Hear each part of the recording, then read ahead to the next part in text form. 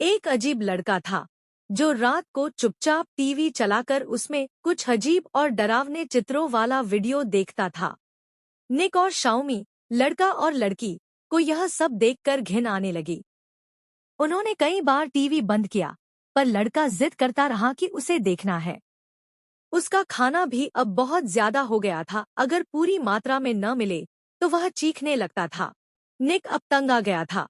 एक दिन गुस्से में उसने खाना दीवार पर फेंका और उस लड़के को पकड़कर कार में बंद कर दिया। निक को उम्मीद थी कि शायद इस तरह उस पर नियंत्रण रखने वाला कोई दिखे, लेकिन लड़के की दर्द भरी चीखों को सुनकर शाओमी का दिल पिघल गया। उसने निक की बात न मानते हुए चाबी लेकर लड़के को छुड़ा दिया। इससे निक नाराज हो गया और उनके रिश्ते में दूरियां आ गईं। इसके बाद निक चुपचाप रहने लगा और हर दिन एक गड्ढा खोदता रहा।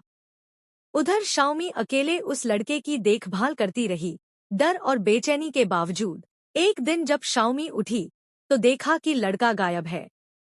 उसने पूरे बंगले में ढूंढा पर कुछ नहीं मिला। शाम को लड़का एक किताब लेकर लौटा, लेकिन उसने नहीं बताया कि वह कहाँ गया था। वह बस किताब में ही ध्यान लगाए था। किताब में अजीब, समझ न आने वाले चिन्ह बने थे। शाओमी ने चालाकी से एक खेल खेला। उसने लड़के से कहा कि वह उनकी, निक और शाओमी की तरह बातें और हावभाव की नकल करे। जैसे ही लड़का हंसी की नकल करता, शाओमी उसे खुश होकर ताली बजाती। जब लड़का काफी खुल गया तो शाओमी ने कहा कि वह उस इंसान की नकल करे जिसने उसे किताब दी। लड़का तैयार हो गया और जो उसने किया उससे शाओमी दंग रह गई। वह लड़का इंसान नहीं, मानो कोई 1000 साल पुराना राक्षस था। समय बीतता गया। 81 दिन बाद वह लड़का अब एक पतला मगर भयानक इंसान बन चुका था। शाओमी अब एक नौकरानी की तरह उसकी सेवा करती थी, डरती थी कि कहीं वह उन्हें खा न जाए। अब वह पछता रही थी कि काश उसने पहले ही निक को उसे मार डालने दिया होता, पर अब बहुत देर हो चुकी थी।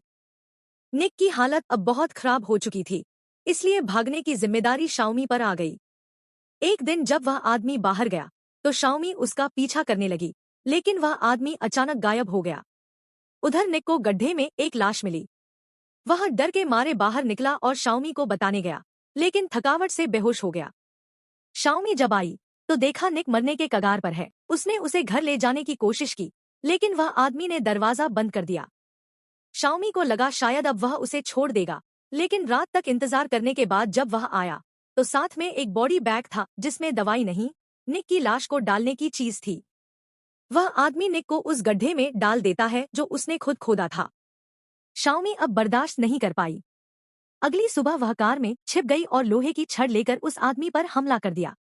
वह आदमी फिर भी बच निकला और सड़क के नीचे का हिस्सा खोल दिया। वहाँ एक गुप्त जगह थी। शाओमी भी वहाँ गिर गई। एक लाल रंग के कमरे में पहुंची जहाँ एक और लड़का अजीब चित्र देख रहा था और पास में एक औरत रो रही थी।